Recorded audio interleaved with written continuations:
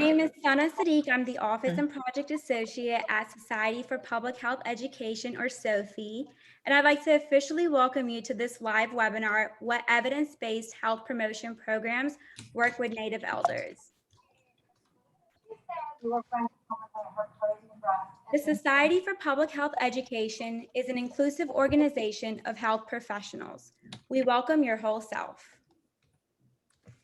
SOPHE's mission is supporting leaders in health education and promotion to advance health equity in communities across the globe. Members include health education professionals and students throughout the US and internationally. The organization promotes healthy behaviors and healthy communities and healthy environments through its membership, its network of local chapters, and its numerous partnerships. On behalf of SOPHE, we are pleased with the interest in today's webinar and are thankful that you have taken the time out of your day to participate. We would also like to acknowledge support from our partner organization and agencies at NCOA, ACL, CDC, and EBLC.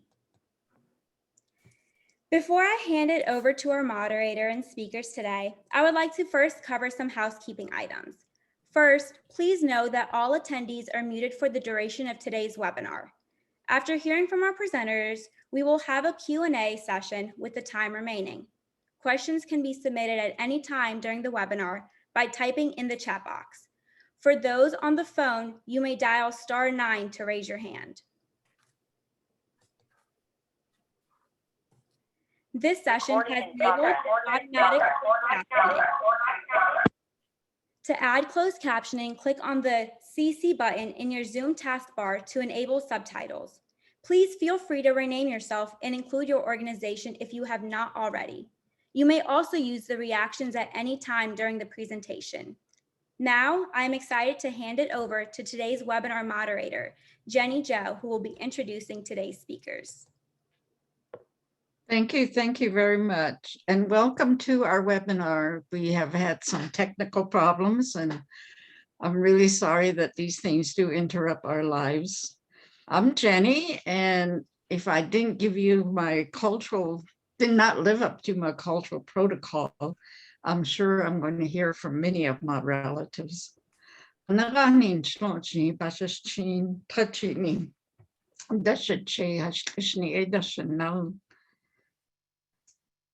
I am from New Mexico, and I'm calling you from, or joining you from Tucson, Arizona. And this is the homeland of the Tohono Nation and also the Pasquayaki.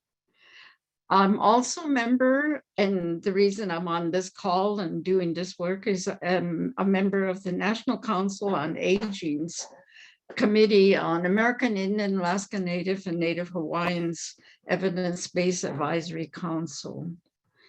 The council completed a report about a year ago that took a look at evidence-based and how it's working in Native communities. And one of the things we learned from that report is that evidence-based is very challenging for many of Native communities, especially when it comes to making them really culturally important and culturally sensitive or culturally appropriate. And we also know that some programs across the countries have successfully and continue to provide evidence-based health promotion programs for Native elders by putting in some segment or readapting some of that program to make it more culturally relevant to the local community. And we're very excited to bring to you 3 examples from 3 programs from across the country. And this, we hope, will be able to give you some ideas on how to make the programs culturally relevant and maybe something that will work in your community as well. Join me on this webinar is a good friend of mine and a colleague, Dr. Kate Lauric. She's well known from Stanford University, internationally known for her lifelong work in self-management and chronic diseases, and her involvement with the evidence-based leadership collaboration. So she is very important part of this discussion. We also have three very esteemed panelist members from three exciting programs. Leslie from Hawaii will be able to join us and share her program on enriching with culture content, the Enhanced Fitness Program. And from the Southwest, Roxanne, who is with the Intertribal Council of Arizona, will highlight her health promotion program with emphasis on matter of balance. And last but not least, Becky will join us from Washington and give us an overview of the very popular Wisdom Warriors program. But to set the stage, I think it's important for us to say a little bit about evidence-based program. And I wanted to ask Kate to share with us some of her views about why evidence-based program and health promotion for elders is very important. Kate, can you sort of speak to that a little bit? Sure. Let me talk a little bit about, just what is an evidence-based program, because it's a lot of jargon.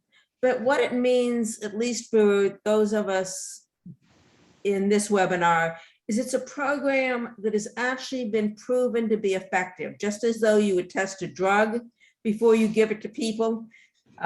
In general, you test it to find out if it's effective, if it has side effects. Well, we do the same thing with educational programs. We test them, we find out whether they work or not, and by working, it means, do they lower pain? Do they help people be more active, less depressed? There's a whole lot of different ways that we can talk about evidence. But all of these programs have been tested in fairly large populations, and then they have been vetted by the Administration for Community Living, which is an organization which funds a lot of these programs, and also by the CDC. And if they are approved by these agencies, then they are called evidence-based programs. So it's not just a bunch of words, it's a whole process. And if anybody's interested in that process, I'm happy to talk more about it, but that's probably enough for right now. So how do they benefit people? Well, different programs obviously benefit people in different ways. If a program's purpose is to help people be more physically active, it can benefit people by having less falls, by being more physically active, by having less heart disease, this sort of thing. If the purpose of a program is to reduce depression, then it would be to reduce depression. If the purpose of a program is to reduce diabetes, it would be to reduce diabetes. When we think about arthritis, which a lot of these programs focus on, pain is a really major piece of a problem with people with arthritis. And so when we look at the evidence, we look at the programs reducing pain.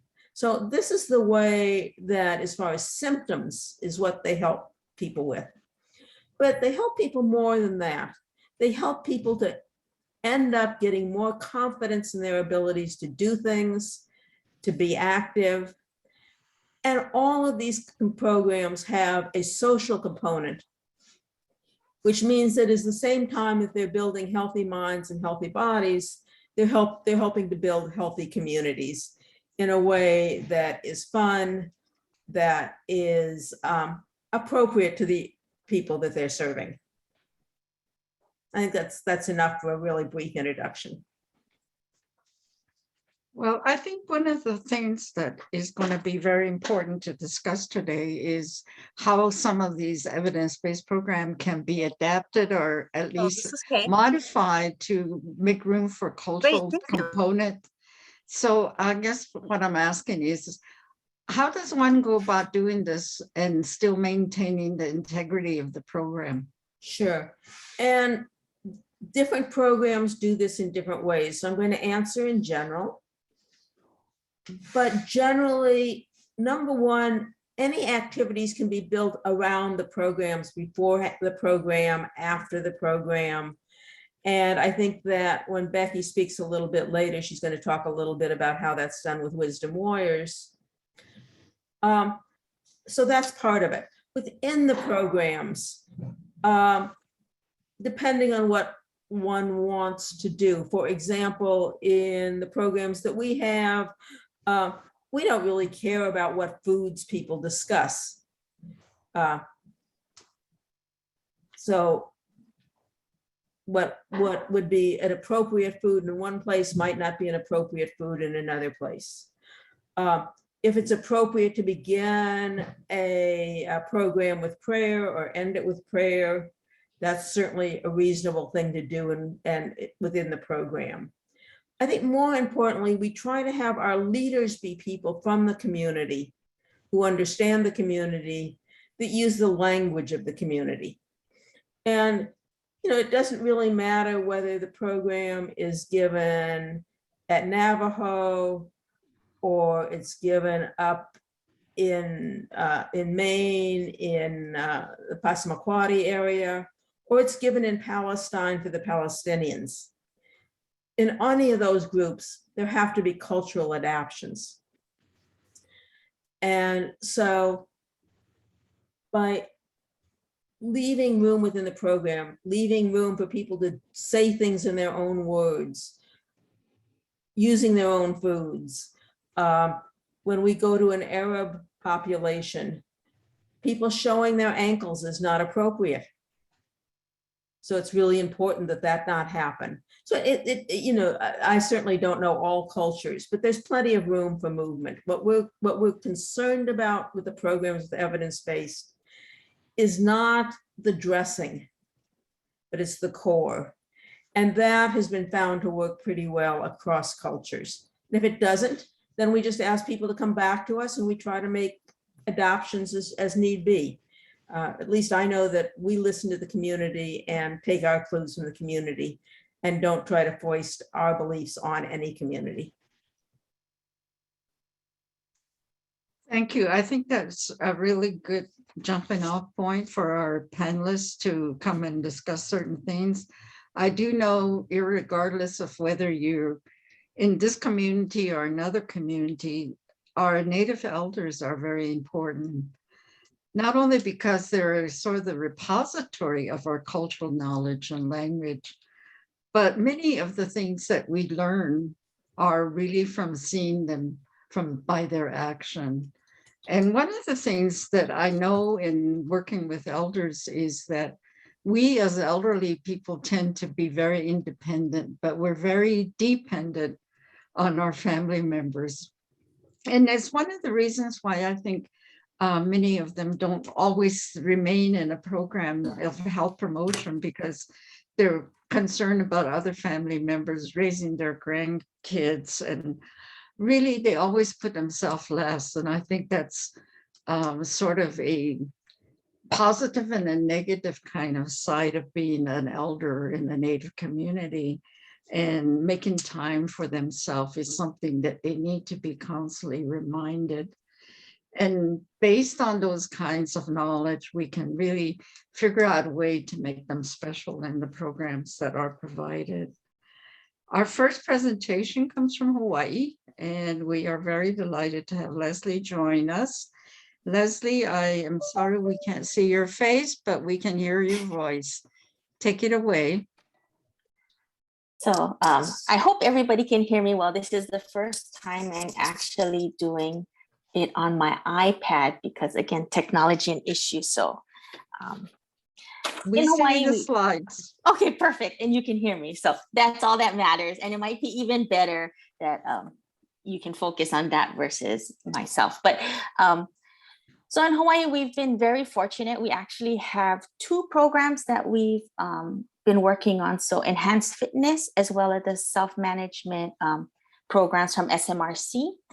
And so as we talked about, we'll go on to the next slide. And so enhanced fitness really is kind of something that's really working for us. Oh, and apparently my video is on, but I can't tell. So hopefully it looks okay for everybody. But it's a low-cost evidence-based group exercise fall prevention program that really has helped our elders. So if you hear me use the word kupuna, that's our word for our elders. So in case it flips back and forth, and it's been really well received by some of our our kuponan.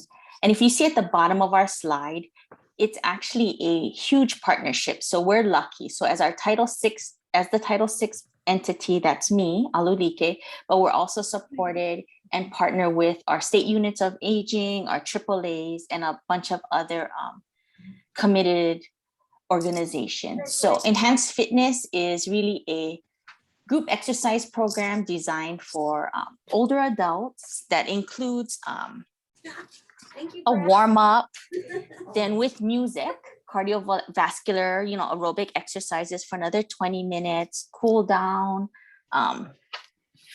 resistance and strength training. And that's done with cuff weights. And that's one of the costs to the program, if anybody was wondering. Flexibility and stretching, and then balance training that includes warm-ups, cool downs, and all of these help, older adults be more active, energized, empowered, stay, and then keep in mind, and I'm highlighting a few things, the music, the certified fitness instructor who's trained in the program, because that's actually pieces that we'll come back to just in a few slides from now.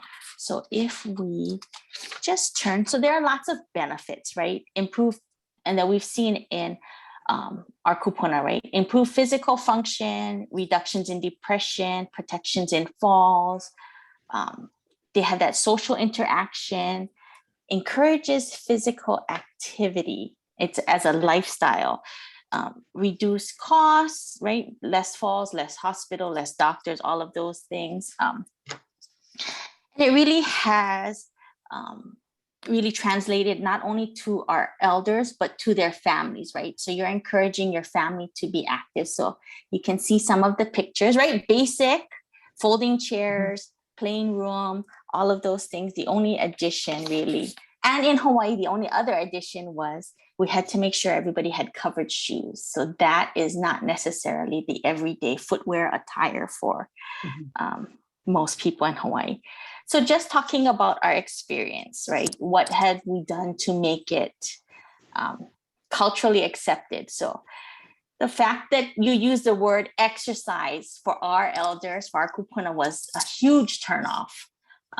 So we called it something else, right? Enhanced fitness. So we just called it falls prevention, and we called it a bunch of other things, but we didn't use the word exercise, because when we used the word exercise, it was a huge turnoff.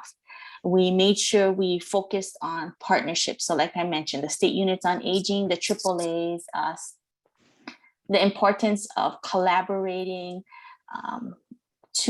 for the training, for outreach, just to get people in, and also the physical spaces. So Alulike itself, we don't have necessarily all of the physical spaces in the right places that were needed to have enhanced fitness run well.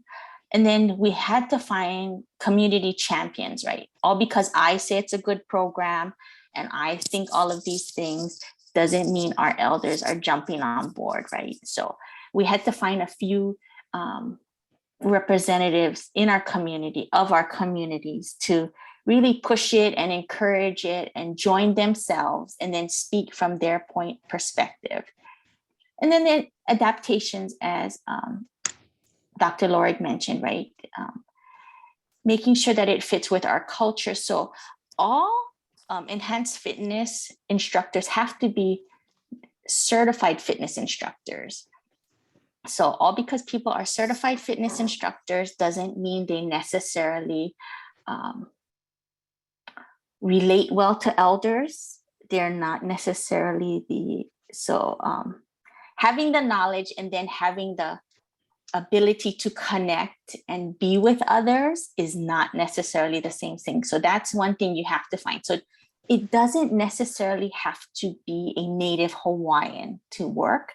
It needs to be somebody who knows how to appropriately behave with your kupuna, right? Somebody who's able to connect, to really know how to work with elders, who knows how to do that interaction that apparently we as Title VI providers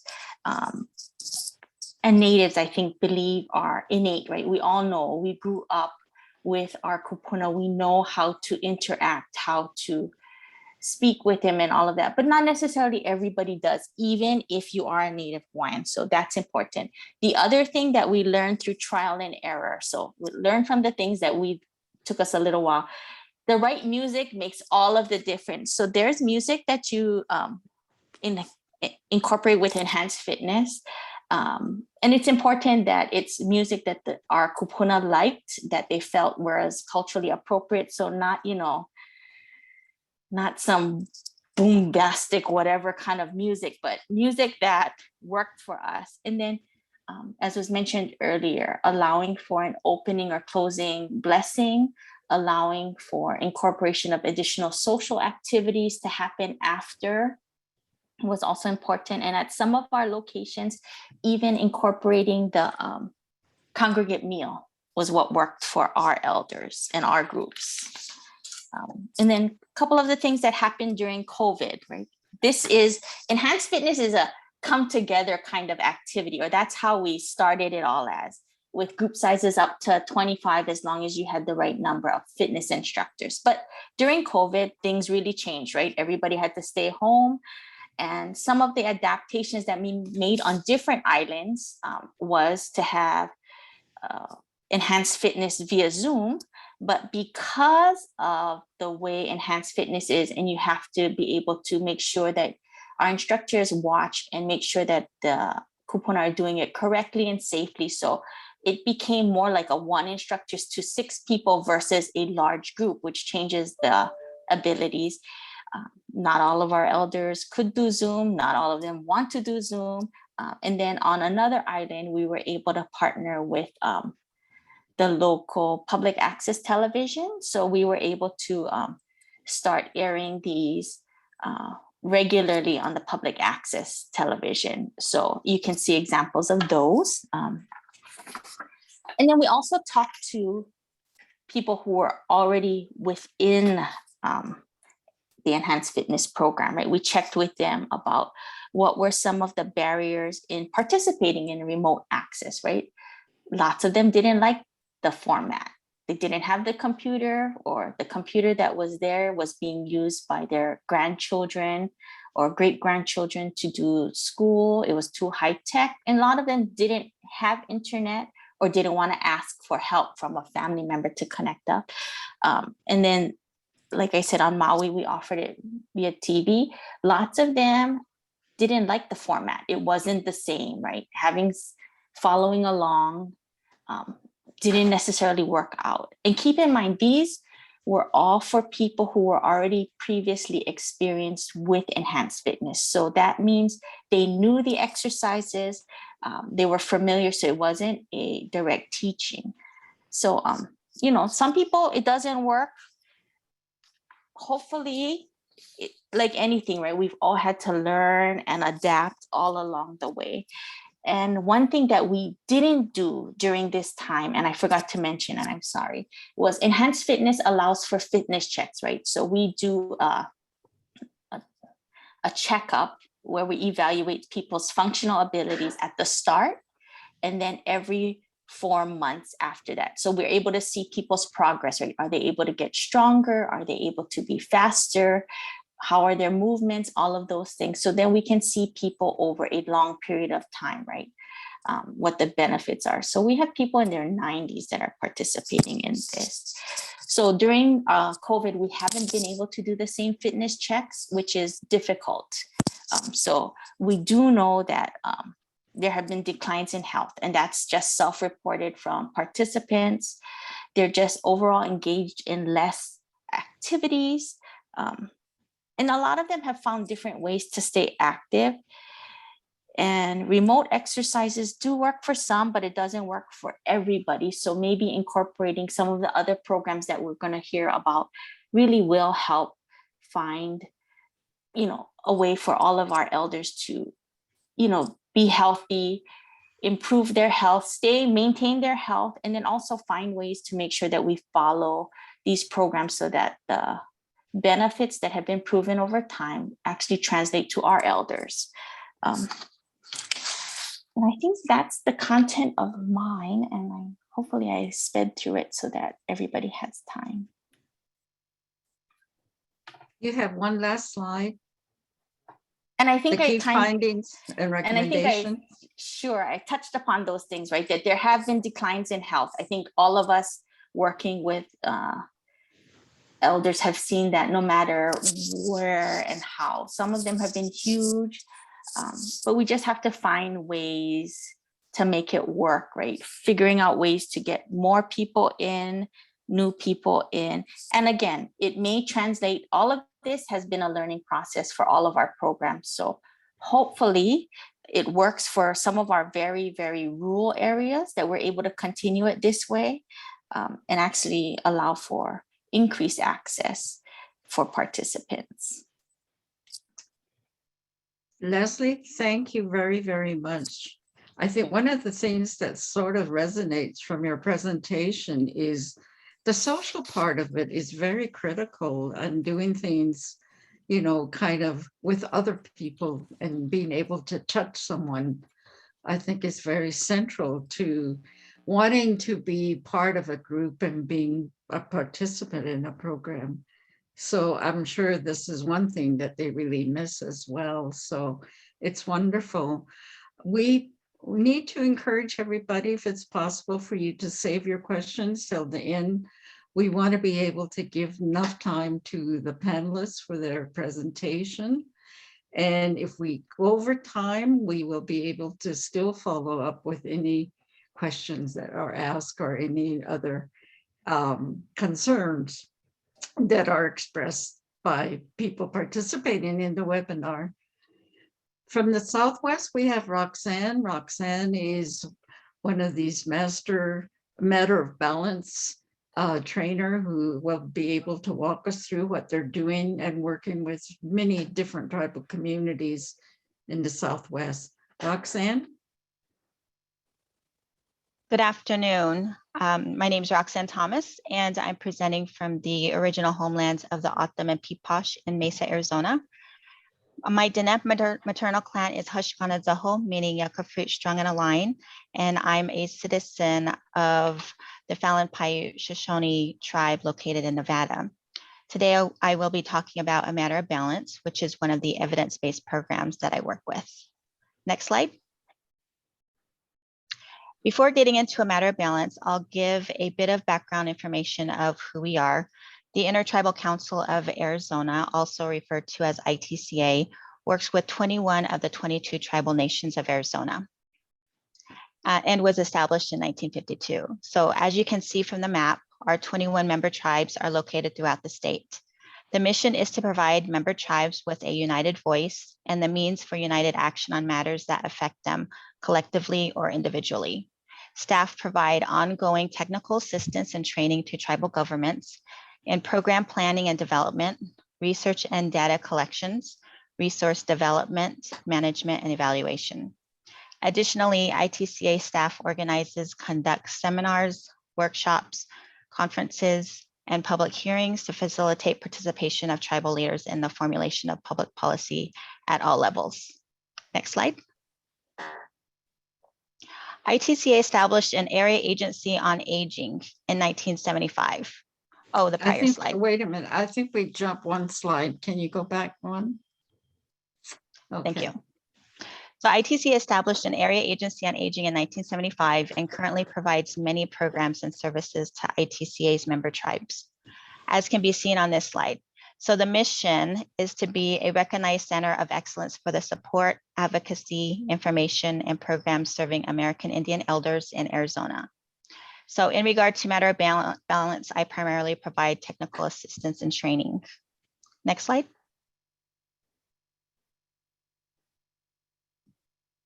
So some of you may already be familiar with A Matter of Balance, but for those of you who aren't, I will provide some basic information. A Matter of Balance is a falls prevention evidence-based program. There are 8 2-hour sessions that can be offered either one time a week for 8 weeks or 2 times a week for 4 weeks. There are between 8 to 12 participants per class, which is led by 2 co-facilitators. Participants learn to view falls as controllable. They set goals for increasing activity, make changes to reduce fall risks at home, and exercise to increase strength and balance. This is a group format, and it is encouraged that coaches and master trainers have strong group facilitation skills to foster a positive and safe group environment for quality discussion. The program includes a home safety checklist, exercises, reference sheets, and handouts. A Matter of Balance is not considered to be an exercise program, but instead a cognitive restructuring program, or in other words, thinking about something in a different way. Our area agency on aging started A Matter of Balance through the opportunity of being a grantee of the 2016 evidence-based falls prevention program. We currently offer Matter of Balance as a Title III health promotion disease prevention service to subcontracted tribes of Arizona. As a Matter of Balance master trainer, I provide training and support for coaches. I also conduct a yearly monitoring visit to evaluate program and service delivery and ensure fidelity of the Matter of Balance program. Next slide. So these are the types of outreach strategies that have been used to inform the community about A Matter of Balance. Tribal programs have used info sessions or provided information at booths. Some have used tribal radio stations, tribal television stations, their tribal newspaper, handing out flyers that have designs, specific to the community, personal invitations, word of mouth, and incentives. I'd like to point out a couple of influential strategies from this list. One of our Matter of Balance coaches mentioned that the personal invitation worked very well for her. She would see elders at the tribal senior center, invite them to participate in A Matter of Balance. And they eventually did. A unique strategy that has a life of its own is the word of mouth. I conducted A Matter of Balance training recently, and my advice to coaches was to make their first class incredible so that participants go out in the community, tell others how wonderful the class was, and encourage others to sign up. And I also want to point out that incentives help a lot too. Next slide. So some of the challenges to a successful Matter of Balance program that we've experienced are recruitment and staff turnover or changes. So with recruitment, we found that programs need to take into consideration how often they conduct the classes and when the best time is for their participants. So saturation can happen quickly in smaller tribes, and this can occur in larger tribes too if classes are conducted too often. So what some programs had also experienced was staff turnover and changes. So when this occurred, it delayed the operation of their Matter of Balance program since it takes time to rehire, retrain, recruit, and schedule the classes. Next slide. So I'm currently in the process of creating a document along with Sixtus Dominguez with the Albuquerque Area Southwest Tribal Epidemiology Center and Tierra Shorty, who's also on this Zoom line. And she's with the New Mexico Department of Health. And we've created this document by going through the A Matter of Balance manuals and videos and providing recommendations that facilitators may be able to include when working in tribal communities. So I just want to emphasize that this is a working document, and as soon as it's finalized, we plan to present it to A Matter of Balance. We aren't certain yet if this will be a toolkit or a tip sheet or something else, but A Matter of Balance is looking forward to viewing the final document to see where this may lead to. So for now, these are some of the recommendations we feel will be more inclusive for our Native communities, such as, I know there's a lot going on this slide, but so the use of tribal language to help emphasize important terms and phrases, such as positive thinking, negative thinking, fear, etc. Local traditional foods for snacks, such as rice, onions, acorns, or corn. Local Native American music during breaks. A lot of participants want music during the exercises, but this is not possible with Matter of Balance. However, music can be played before and after the class and during the breaks. Reference to traditional practitioners in medicine as being part of the healthcare system in tribal communities. Tribal community members not only go to see their medical providers for health issues or prevention, but they also seek care from traditional medicine and practitioners. So another recommendation we have is to provide activities specific to the tribal community, such as a powwow or powwow dancing, caring for livestock, morning running, fishing, tribal council meeting, feast days, etc. Encouraging use of appropriate tribal welcome and introductions. So in our tribal communities, our introductions are sometimes longer and include sometimes our tribes, clans, names of our grandparents, where we are from, something similar to my earlier introduction and also similar to Jenny's. The inclusion of traditional belief stories and interventions when appropriate. And I say inappropriate because some stories are told at particular times of the year. Every tribe has stories that have instructions and lessons on how to live a good life that can still be utilized today. So for example, finding a significant tribal story that involves a character overcoming a problem and what helpful or defeating thoughts were used could be used in the matter of balance activity like 2.4. We also recommend to include examples from tribal communities to replace or rename words such as elevator, escalator, sidewalks, subway, city blocks, YMCA, apartment, personal emergency response system, and etc. Some of the examples mentioned are not familiar in some tribal communities, and in order to make the material more relatable, it would be beneficial to use more common examples from the tribal community. And lastly, to include national and local falls data and resources relating to Native American communities. It would be important to mention tribal health facilities, Indian Health Service, community or multi-generational centers, Native American statistics specifically focused on tribal, state, and national levels. And I also wanted to note that there is a video clip of one tribal community included in the A Matter of Balance videos. And I always make sure to point that out to our coaches and our participants. I hope this presentation was informative, and thank you for your attention. Thank you, Roxanne. That was really informative. We have some questions for you, but we will put them aside until we get to hear from Becky, who's going to be talking to us about her program, Wisdom Warriors. Becky, you're on.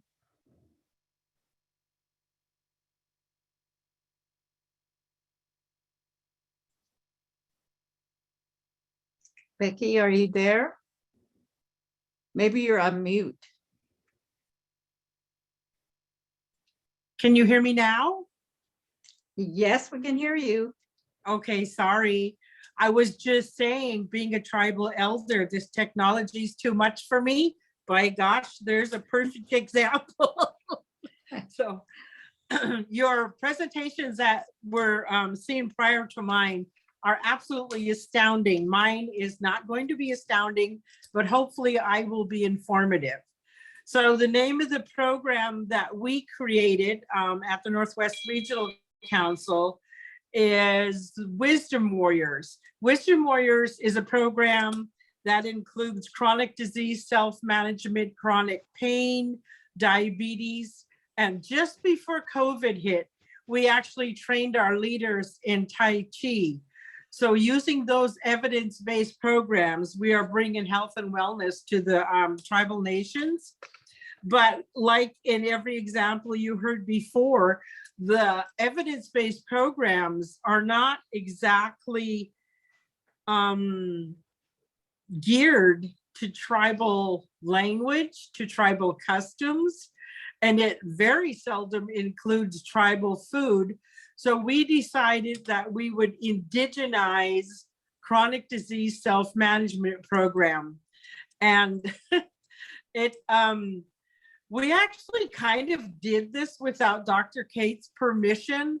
And finally, after the program started to really expand and blow up in tribal communities, we decided we better ask Dr. Kate because we were doing things that were licensed. So, and chronic disease self-management program is a mouthful, like I've heard many people say. And so that's why we just shortened it to Wisdom Warriors, using the wisdom of our Indigenous elders to fight the war against all of the chronic disease that our people suffer. So you can see here that CDSMP is evidence-based. It was created at Stanford, but it's now offered at the Self-Management Resource Center. It is a 6-week program, 2.5 hours per week. This is where we also veered away from CDSMP. The elders that were taking the CDSMP classes with us as Wisdom Warriors loved the program so much that they were really upset. They said that this is a typical program. You get a 2-year grant, you come in here, get us all together, create something that we really love, and then the money runs out and you disappear. So it was at that point we decided, with the elders' blessing, that we would keep Wisdom Warriors going for as long as the elders wanted to participate. So we would go from a weekly meeting to a 2.5-hour monthly meeting. And we have Wisdom Warriors who have been meeting for, what the heck year is this? 11 and a half years now. So this program is very, very welcomed by the elders. It's enjoyed, and it becomes their program. They become the Wisdom Warriors, but the program becomes theirs. And in each tribal community, it is unique to that community. And I absolutely love seeing how different they are, yet how similar they are in different communities. I teach in Washington State, but I am Alaska Native. So the differences are really noticeable to me, how the different tribes have adapted this program to their community. And in every case, they adapt it while still maintaining fidelity. I am told that I am a fidelity Nazi. That's okay, I'm quite proud of it, because I know that this program works because it's evidence-based. And if we go and try to create something new, we're gonna fail. So I really, really push keeping your cultural practices involved in all of the evidence-based part of the program. So in fact, Dr. Kate, who is one of the creators of CDSMP, is a Wisdom Warrior. And she said that she forgot her Wisdom Warrior bag. I don't know where to hold this, but I hope you can see it. It's my Wisdom Warrior bag. And this is the incentive that we give our Wisdom Warriors. Once they complete the 6-week class, they are awarded this leather pouch with a Wisdom Warrior pin, and their own tribal pin would be here. But in the monthly meetings, they are able to earn these beads. The orange bead is for intergenerational activities. The green bead is for healthy eating. The red bead is for physical activity. We don't use that word exercise either. That's a terrible word. The blue and black beads are for keeping track of your blood pressures, blood sugars, etc. And the yellow bead, which I think is probably the most important, is our spiritual, our cultural bead. You can do this by getting involved in teaching your language to the youth. You can get involved, oh, there we go. You can get involved by going to smokehouse, going to canoe journey, attending namings, helping out at any of these events. So we want people to know that your culture is important to us. And without your culture, I don't think this program is going to work. So each and every tribe has their own culture, their own food, and their own language. In those monthly meetings, that's where they incorporate. A lot of them have been opening with a tribal meal with all indigenous foods. They do tribal crafts. They use tribal language. They want to make sure that this program is owned by that tribe. And honoring tribal sovereignty is paramount to me. We cannot go into any tribal community like the white saviors you often hear and say, I'm bringing you a program that's going to save your people. This program can help your elders heal. It can help your elders become stronger. And it really opens up a sense of community. Our tribal elders that are involved in our Wisdom Warrior programs now are calling themselves a Wisdom Warrior family. And I've seen these beautiful elders carry each other through deaths, through losses, but also support each other in family gatherings and celebrating births, celebrating namings, doing the canoe journey that we do up here on the Pacific Northwest coast. But honoring tribal sovereignty is knowing that that tribe is a separate nation in itself, and we can never bring in another tribe's culture. It would be like me going into the Navajo territory and being Alaskan Native. I don't know anything about them. I'm really sorry. So I can't teach based on what I know and what they need to know.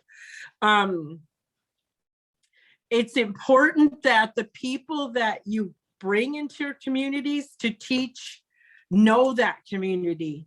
It's very, very important that they at least be Indigenous, even if they were raised in the city and have moved back to the res and are just learning their culture. It's okay. We are all at different places because everything was taken from us.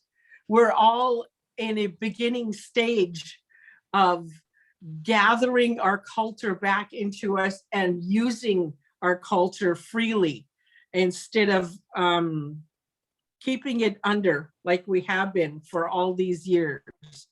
And it's important that the person you choose to bring this to your community is aware of that and has the knowledge to bring that into your community. I don't even know what my slides are. I'm so sorry. Can I have the next one? The honoring tribal sovereignty is your other slide. This is the one with all the selection of wild berries and Yes. and certainly a beautiful artistic rendition of probably a salmon.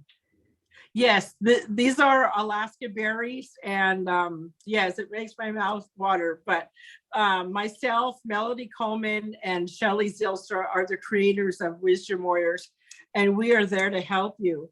I would like to point out the Northwest Regional Council, where I work in Bellingham, Washington, is one of the only non-Indigenous AAAs in the United States who has an Indigenous outreach person. I want you to think about that with all the tribal people that all the AAAs across the United States are serving. Only one has an Indigenous person that reaches out and serves the tribes. And I've been really harping on this because it needs to change. If you have a tribal community in your area, you better have a tribal representative working in your office to serve those people. You're failing if you're not. I mean, you're failing if you're not. So I think I'm done. Thank you. I just have one comment. You have one of the beads representing intergenerational, and maybe you can just say a word or two about what that represents. Absolutely. It is important that we recognize how important our elders are because they are the culture bearers. They carry the language, they carry our history, they carry our foods and the way we process our foods, but they also carry our medicines. And one of the ways that the elders can earn one of these beads is sharing that knowledge with youth, either one-on-one or going to the school or to the tribal gatherings to share. You can go and show how to harvest the cedar. You can go and show how to weave the grass, but it's very important that we go back because the non-Indigenous communities have kind of programmed us that if you're old, you're no longer useful. And in Indigenous communities, the elders are the most precious beings because they are the carriers of our knowledge. That's going to keep our next generation safe and make them strong. Thank you. Kate has been keeping tabs on some of the questions on the chat box, and maybe she can share some of those with us. Kate?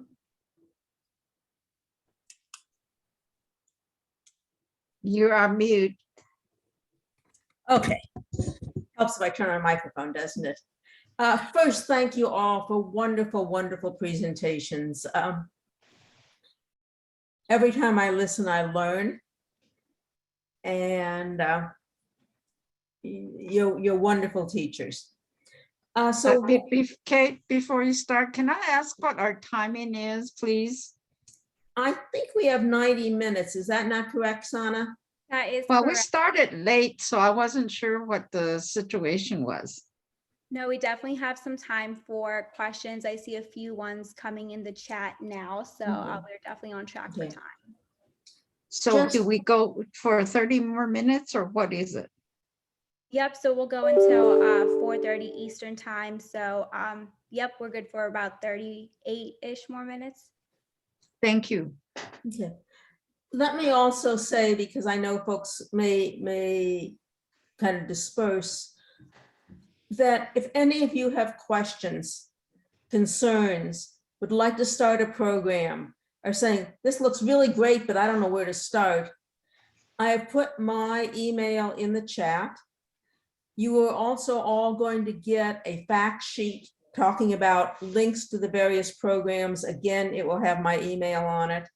And I'm very, very happy to give one-on-one technical assistance, to point you to programs.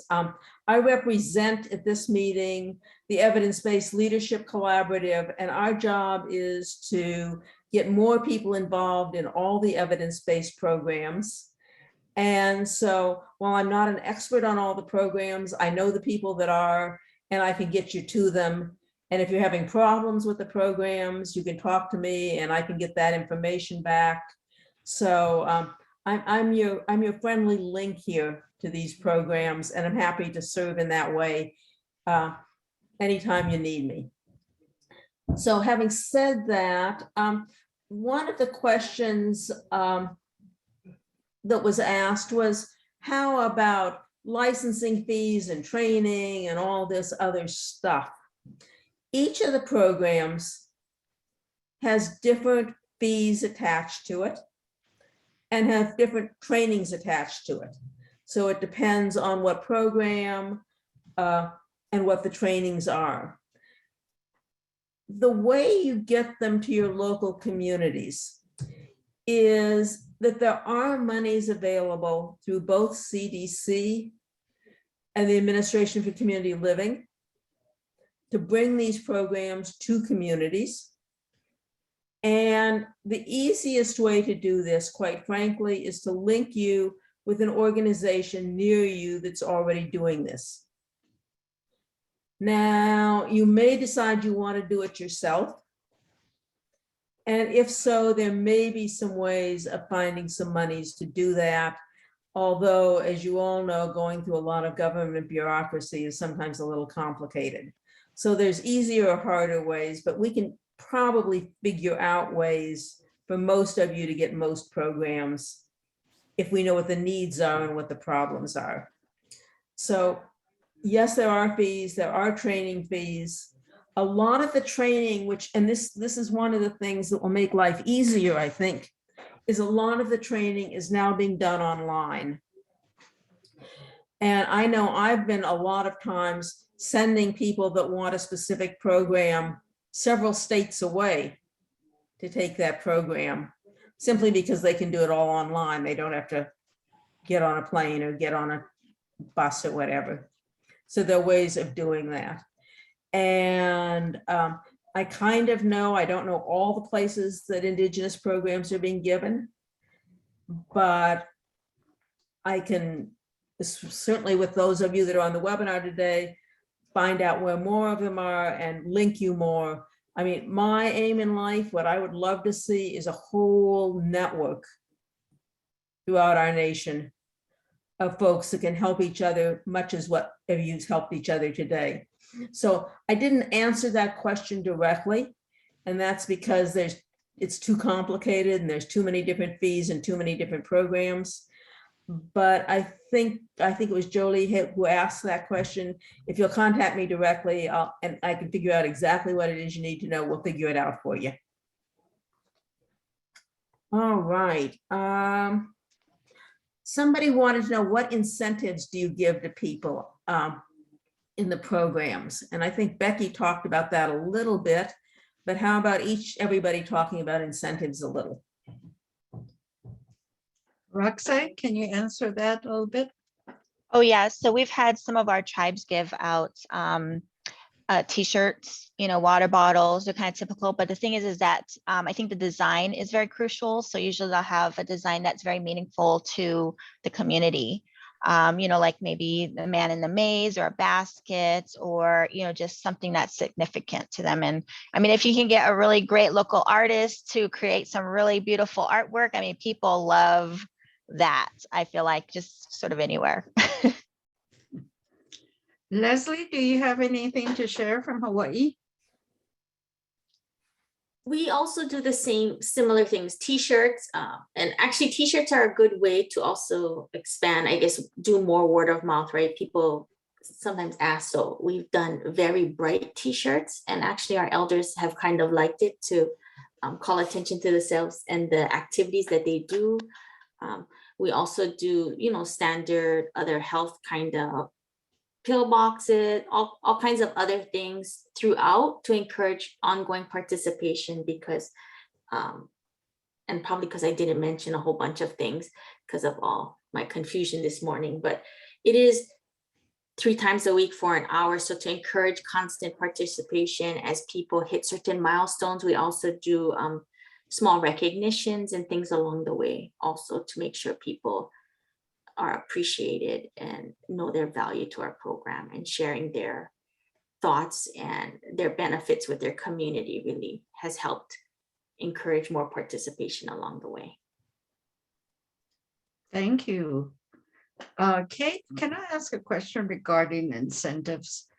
Know from the report that we did, many of the programs are not allowed to request to buy food or something in way of food refreshment for participants. Is there a way to sort of bypass that somehow, or do you have any, suggestions? Yeah, I mean, I don't know.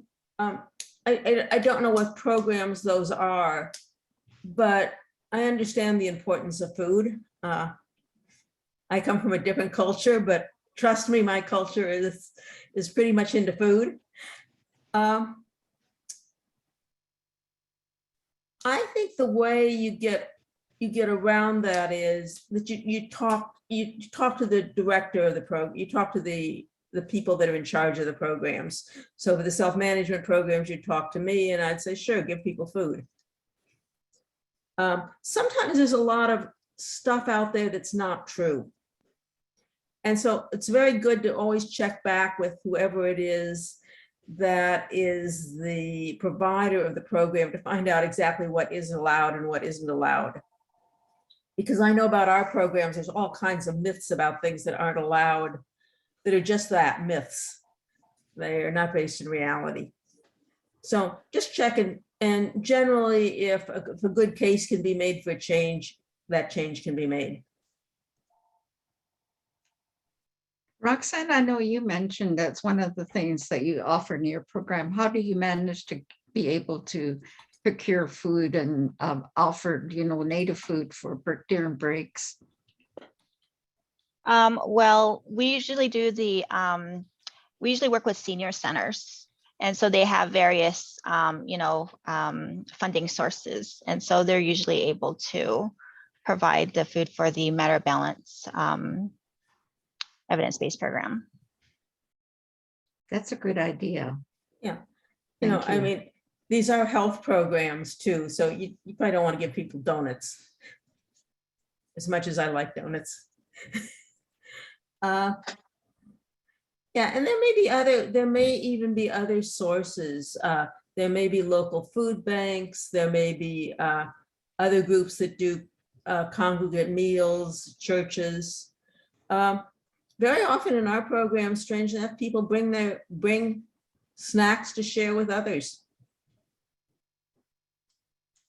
People like giving.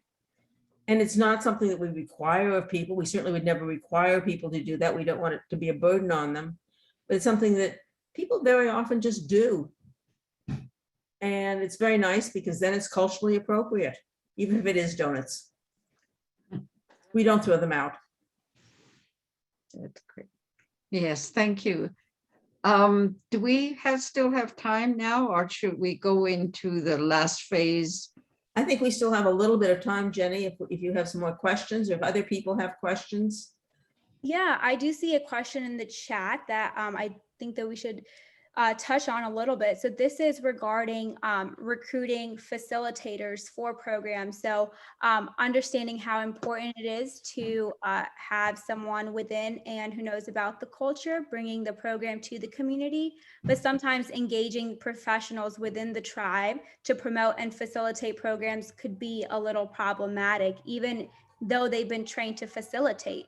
So if we could get some information or guidance on how to effectively recruit facilitators.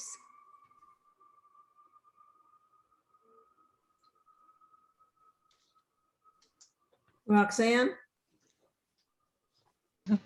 Well, so I'm a master trainer, and we work with the tribes, primarily the senior centers.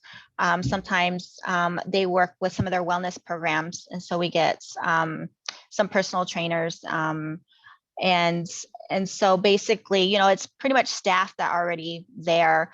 And but I know that the more successful programs, more successful matter of balance programs are the ones who have very strong facilitation skills of their facilitators. And sometimes I say that comes naturally, and sometimes not.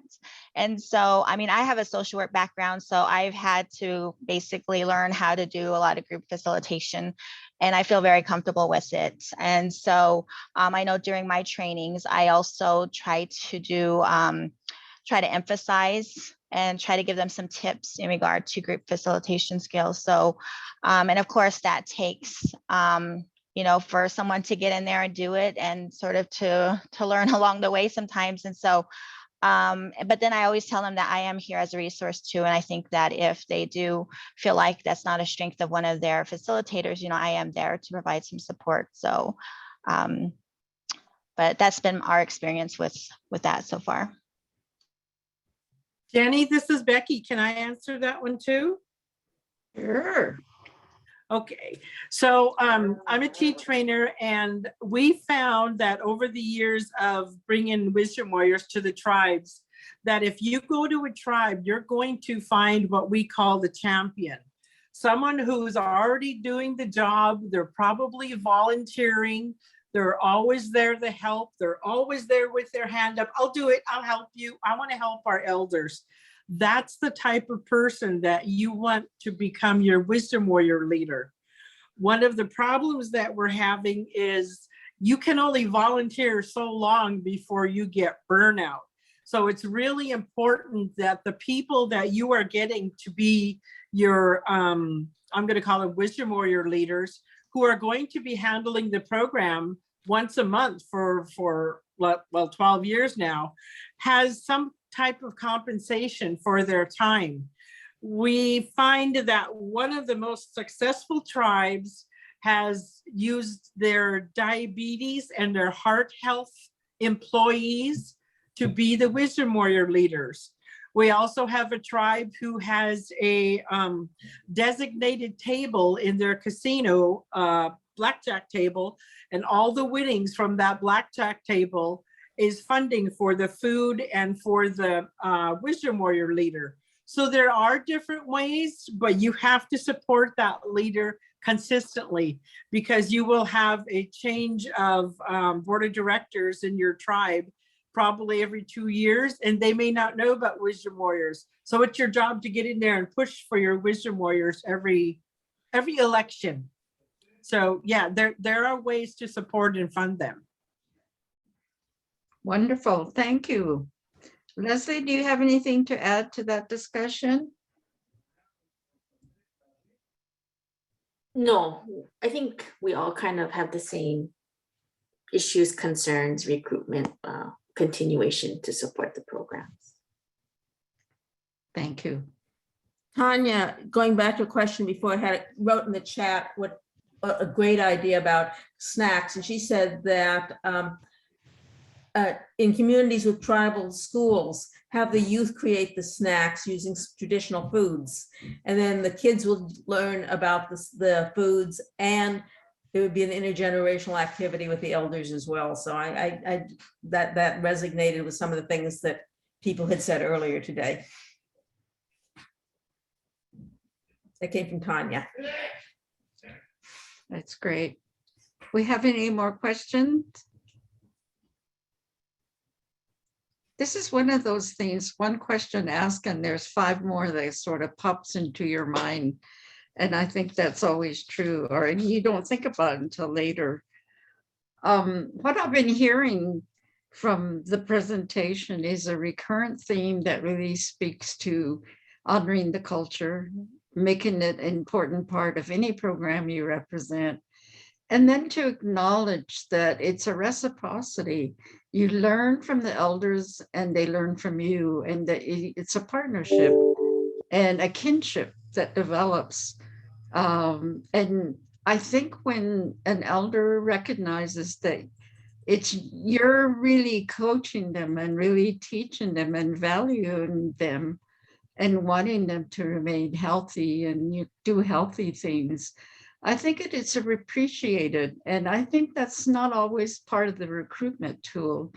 But I think when Becky's talking about people who just want to continue the program, it became theirs. And I think that's what you really try to strive for. In many ways, it may not even be under the heading of evidence-based health promotion program. It may even be something else, but it's a sense of dealing with isolation oftentimes, and many times elders lose hearing, so that becomes a barrier to communicating with people. And then providing a space where they can really be with other people of their age or of their interests, I think provides them a wonderful opportunity, which, we do a lot more for young people than we do for elders. So if you have that kind of environment that's welcoming and involves everybody in the community, even the suggestion of getting young people involved, I think is a really good way to continue those kinds of connection, for people to feel like this is extension of their family outside the home. And programs that you represent in a variety of different settings, I think can become that. It becomes comfortable. And then you have advocates that are beside you when you want to go and not only develop a new program, but to even maintain a program. They're standing behind you and say, we value this, we want this, and it's important to us. So I think that sort of really seals the continuation of these very important programs. And so, and what it sounds like in many cases is evidence-based health promotion programs in and of itself is adaptable, that you can make some changes and make it work for your community. So that comes across very well. And I certainly want to extend my appreciation to the panelists for sharing not only their expertise, but many suggestions that they offer on how to make it work. And it's a lesson for all of us. So I want to extend my gratitude again one more time before I turn it back to Sonia for her ending of this particular episode. Are you ready? Thank you so much. Oh, am I on mute? Can you hear me? Can you hear me okay? Okay. So thank you for that. If you were not able to get your question answered today in the chat, or you just want, some additional follow-up information, we are pleased to offer technical assistance. So we do ask you to complete the webinar evaluation that will be emailed to you following today's webinar. Your evaluation of the program will assist us in planning future webinars. So if you are interested in learning more about offering evidence-based programs to your community, or you just have some, personal questions or just want to learn more, depending on the needs of your community or specific to your program, you can leave your contact information in the evaluation itself, or you can email Kate Lauric. Her email is on the screen, and we've also dropped it in the chat. Please note that today's webinar was recorded and it will be archived for free on our eLearn platform. That's eLearn at Core, our Center for Online Resources and Education. And it'll also be uploaded on our free YouTube playlist. So to those watching, you'll receive an email from Sophie on how to access the recording within the next 48 hours. Also, what will be emailed to you following the webinar alongside the evaluation link will also be the presentation slides and then also some of the resource material we discussed on today's webinar. So the next slides are just some additional Sophie offerings. So you can plan to join us on December 7th for our upcoming webinar. It's titled Increasing Diversity in the Public Health Workforce, and it features highlights from the PHP Cups supplement. You can see our Sophie calendar on the Sophie website for more information. The Advocacy Summit 2021 is now archived and it's available for CE credit until September 2022. And also Sophie's 2022 annual conference, the virtual annual conference, is now open for registration. Thank you for helping us spread the word, and we encourage you to visit sophie.org for additional information. Another feature that we were very excited to present, so in honor of Native American Heritage Month, Sophie's peer-reviewed journal, HPP, or Health Promotion Practice, is proud to offer full access, open access to a curated collection of 8 articles. The articles are available for free download until December 8th, so please share the link and enjoy it. There's a QR code that you can scan your phone. I'll leave the slide open for a few seconds so you can scan it, and you'll also receive the link with the presentation after the webinar.